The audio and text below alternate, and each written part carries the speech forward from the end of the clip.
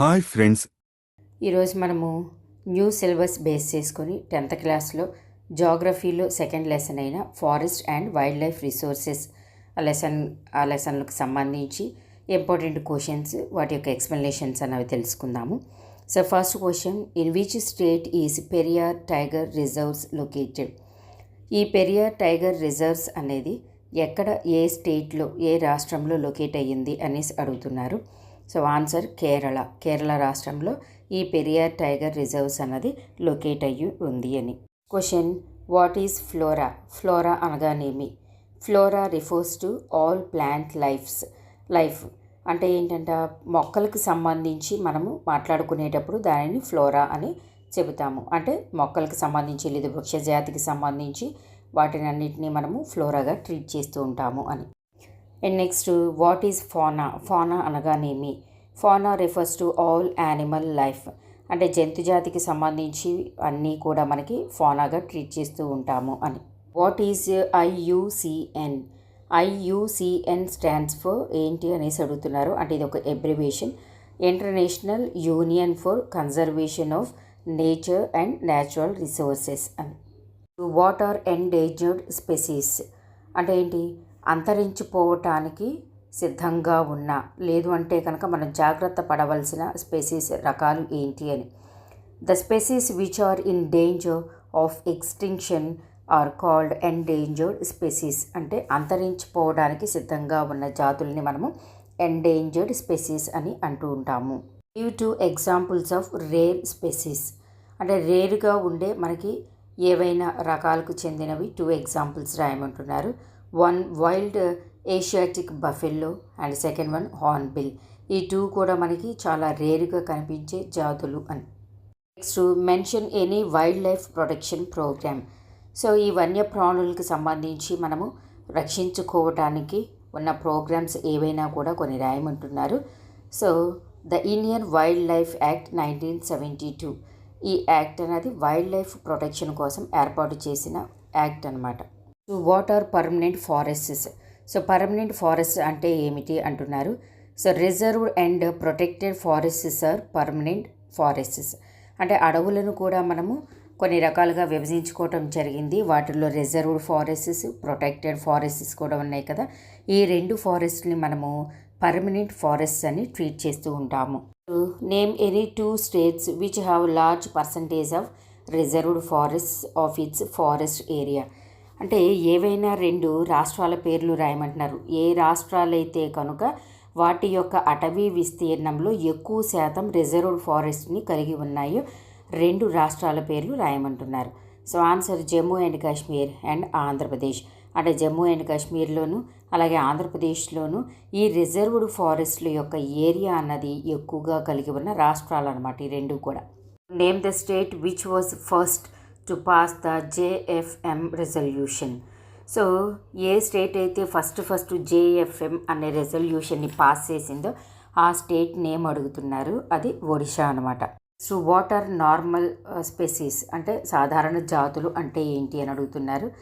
These species whose population levels are considered to be normal for their survival such as cattle, sal, pine, rodents etcetera are called the normal species. అంటే ఏంటంటే సాధారణ జాతులు అంటే వేటిని అంటామంటే వాటి యొక్క పాపులేషన్ లెవెల్ అన్న దాన్ని బట్టి మనము చెబుతూ ఉంటాము అన్నమాట. ఏంటంటే these species whose population levels are considered to be normal. వేటినైతే కనుక వాటి యొక్క పాపులేషన్, వాటి యొక్క సంఖ్యను బేస్ చేసుకొని మనం చెబుతూ ఉంటామో అలాగే వాటిని మనము ఫర్ దేర్ సర్వైవల్ వాటి యొక్క జీవనాధారం కోసము అంటే సచ్ యాజ్ క్యాటిల్ కానీ అలాగే సాల్ కానీ పైన్ కానీ రోడెంట్స్ కానీ వీటన్నిటిని కూడా మనము నార్మల్ స్పెసీస్గా ట్రీట్ చేస్తూ ఉంటాము. Tiger reserve which is seriously threatened by dolomite mining activity. So అయితే ఇక్కడ నేమ్ ద టైగర్ రిజర్వ్, ఏ టైగర్ రిజర్వ్ అయితే కనుక which is seriously threatened by అంటే ఏంటంటే అక్కడున్న డోలమైట్ మైనింగ్ యాక్టివిటీ వలన ఒక టైగర్ రిజర్వ్కి హాని ఉందంట. సో అయితే దాన్ని ఏంటి అనేసి అడుగుతున్నారు. The Buxa tiger reserve in West Bengal. ఇది మనకి పశ్చిమ బెంగాల్లో ఉన్న బాక్సా టైగర్ రిజర్వ్ అనే దానికి ఆ థ్రెట్ ఉందన్నమాట. When was the wildlife protection act implemented? ఈ వైల్డ్ లైఫ్ ప్రొటెక్షన్ యాక్ట్ని ఎప్పుడు ఇంప్లిమెంట్ చేయడం జరిగింది అంటే in the year 1972. What are the major threats to wildlife in India? భారతదేశంలో ఉన్న ఈ వైల్డ్ లైఫ్కి సంబంధించి ప్రమాదకరంగా ఉన్న కొన్ని మేజర్ ఇష్యూస్ ఉన్నాయి. అవి ఏంటి అనేసి అడుగుతున్నారు. Some major threats to wildlife in India include habitat loss and fragmentation, poaching and human wildlife conflicts అనమాట. అంటే ఈ వైల్డ్ లైఫ్కి కొన్ని మేజర్ ఇష్యూస్ ఉన్నాయి, థ్రెట్ని ప్రమాదకరంగా ఉన్నాయి. అంటే హ్యాబిటేట్ లాస్ అంటే ఏంటంటే హ్యాబిటేట్ లాస్ అండ్ ఫ్రాగ్మెంటేషన్, వాటిని చంపేయటం, మొక్కలు చేయటము. అలాగే పోచింగ్ అంటే ఏంటంటే దొంగతనంగా అడవి జంతువులను వేటాడడం.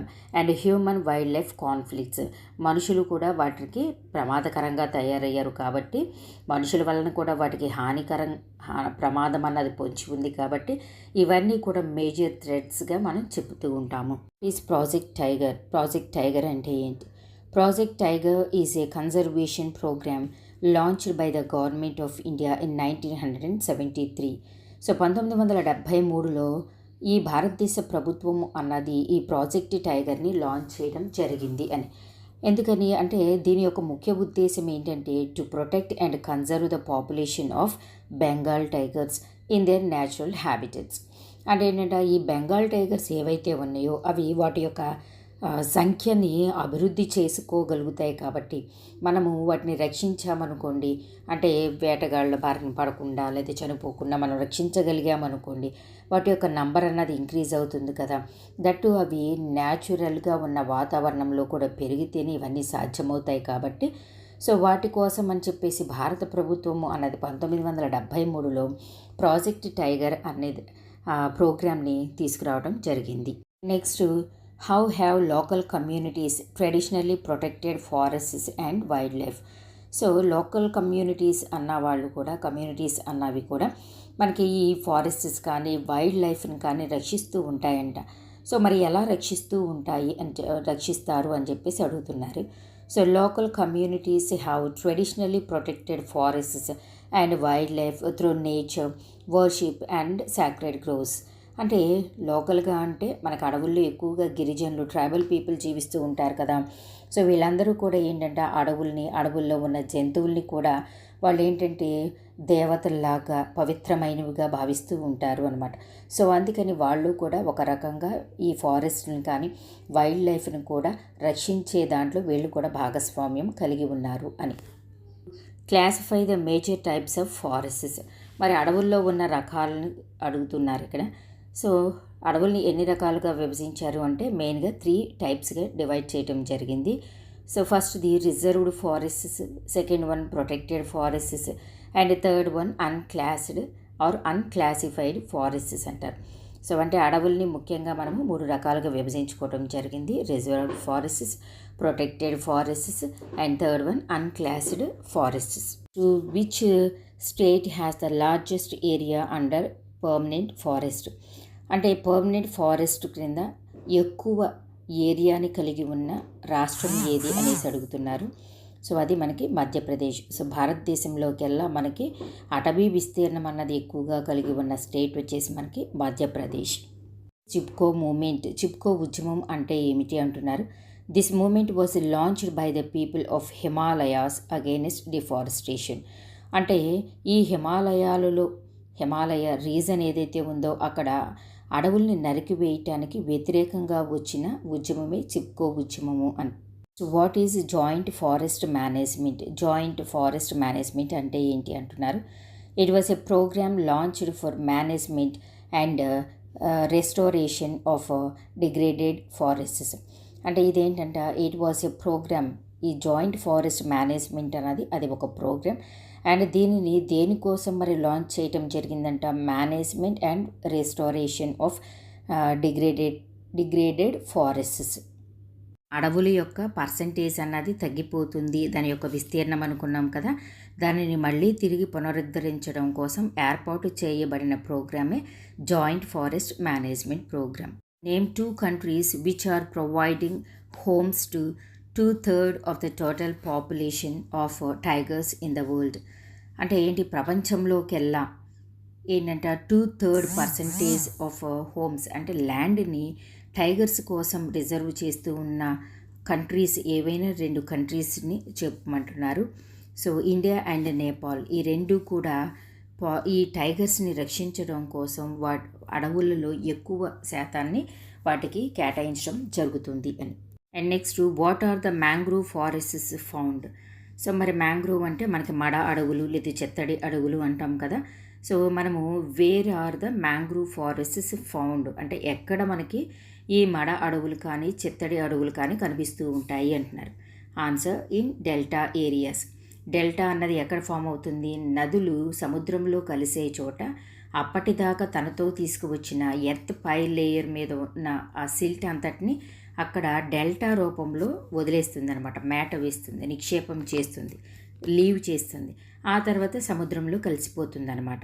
సో ఎక్కడైతే కనుక ఈ డెల్టాస్ ఉన్నాయో అక్కడ మనకి ఈ మడ అడవులు అన్నవి కనిపిస్తాయి. Much forest area was converted into agricultural land all over India according to the Forest Survey of India between 1951 and 1980. So భారతదేశంలో చూసుకున్నట్టయితే 1951 నుంచి 1980 మధ్యకాలంలో మనము ఎంత అటవీ భూమిని మనము వ్యవసాయానికి అనుకూలంగా అంటే సాగు భూమిగా మార్చుకోవడం అన్నది జరిగింది అని. So answer 26,200 square kilometres. So 26,200 square కిలోమీటర్స్ని మనము అగ్రికల్చరల్ ల్యాండ్గా కన్వర్ట్ చేయడం అనేది జరిగింది. Organisation of international level has classified existing plants and animal species of the world.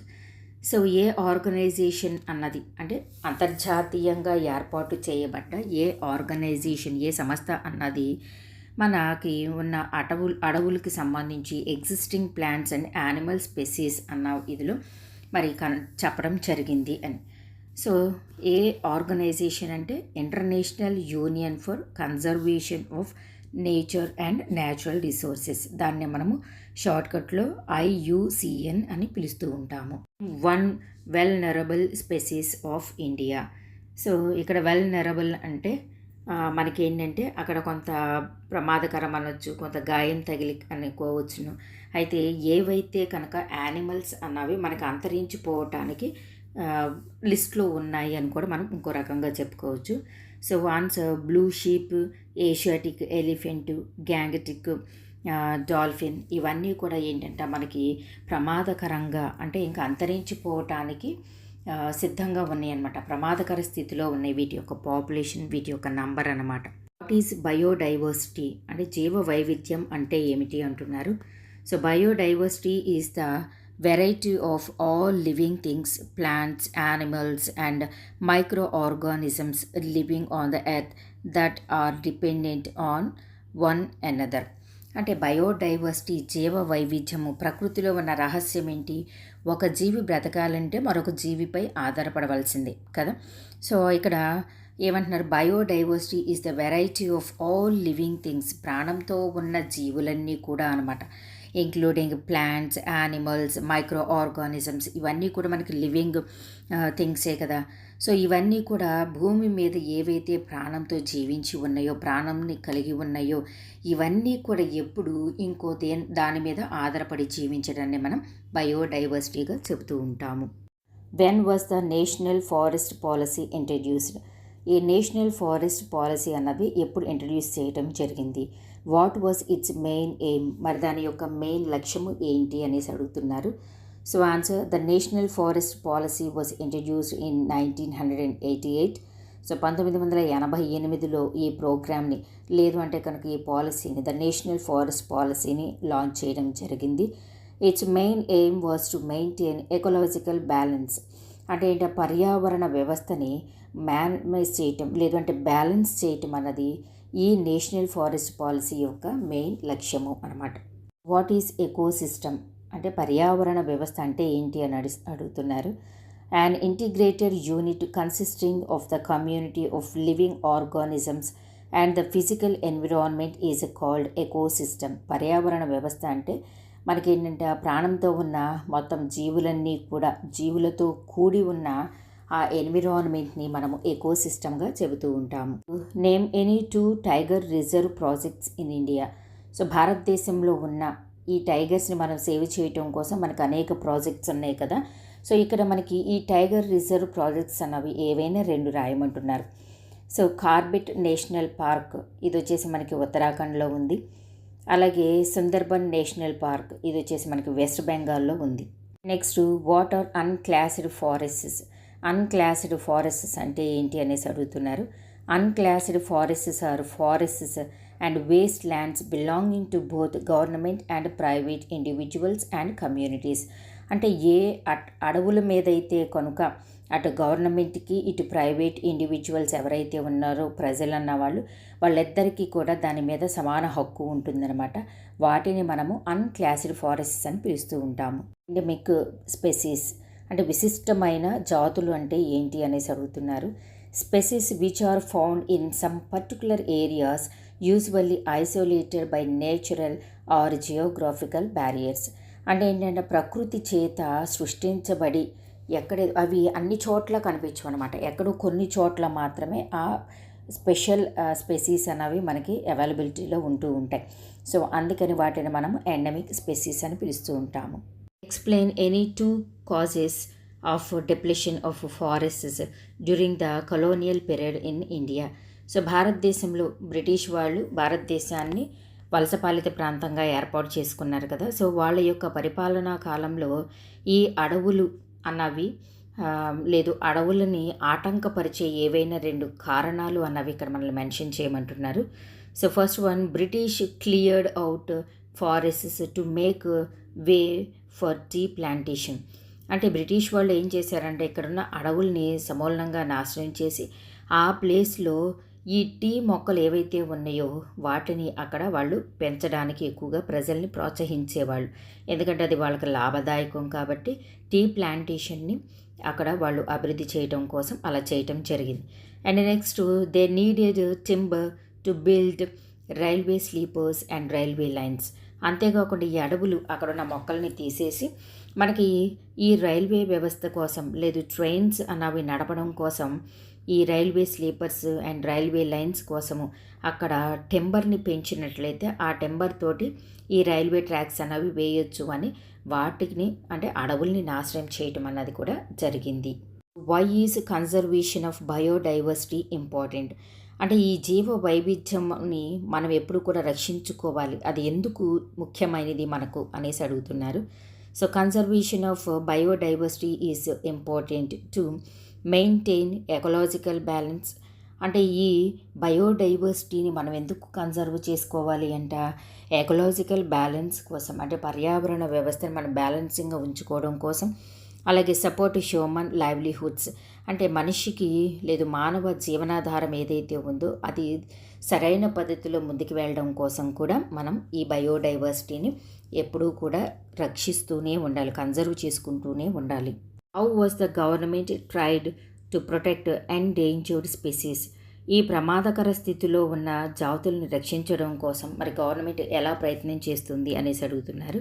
The government tried to protect endangered species by constructing national parks అలాగే wild life sanctuaries. అంటే ఈ ప్రమాదకర స్థితిలో ఉన్న జాతుల్ని రక్షించడం కోసం ప్రభుత్వం అన్నది నేషనల్ పార్క్స్ని ఏర్పాటు చేయటం అలాగే వైల్డ్ లైఫ్ శాంక్చురీస్ అన్నవి కూడా ఏర్పాటు చేసి వాటి యొక్క జాతుల్ని రక్షిస్తూ ఉంటుంది. Why are local communities important for conservation. మరి ఈ అడవులను మనం రక్షించడం కోసం లోకల్ కమ్యూనిటీస్ అన్నవి ఎలా ఇంపార్టెంట్, అవి మనకి ఎలా ఉపయోగపడుతున్నాయి అనేసి అడుగుతున్నారు. So local communities have traditional knowledge and practices that can contribute to conservation efforts. అంటే వీళ్ళు ప్రతిరోజు కూడా మనకి అడవుల్లో నివసిస్తూ ఉంటారు, తిరుగుతూ ఉంటారు కాబట్టి వాళ్ళకి ఈ అడవుల గురించిన పూర్తి సమాచారం అన్నది, నాలెడ్జ్ అన్నది, జ్ఞానం అన్నది వాళ్ళకు ఉంటుంది. కాబట్టి వీళ్ళు ఈ అడవులను రక్షించడం కోసం వాళ్ళ యొక్క ప్రయత్నాలు అన్నవి కూడా ఏవైతే ఉన్నాయో అవి మనకు ఉపయోగపడతాయి అని. Next, they are the primary stakeholders of natural resources. అంతేకాకుండా ఈ అడవుల్లో వాళ్ళు పుట్టి పెరిగి అన్నీ కూడా అక్కడే జరుగుతూ ఉన్నాయి కాబట్టి ఈ అడవులకు సంబంధించిన ప్రైమరీ సమాచారం అన్నది కూడా వాళ్ళ దగ్గరే ఉంటుందన్నమాట. So local communities are important for conservation. So అందుకని ఎక్కడో బయట నుంచి మనం వెళ్ళి మన నాలెడ్జ్ ఉపయోగించే దానికన్నా లోకల్గా ఉన్న వాళ్ళ యొక్క ట్రైబల్ పీపుల్ యొక్క ఆ నాలెడ్జ్ని కనుక మనము హెల్ప్ తీసుకున్నట్లయితే కనుక కంపల్సరీ ఈ అడవుల్ని మనం రక్షించుకోవచ్చు.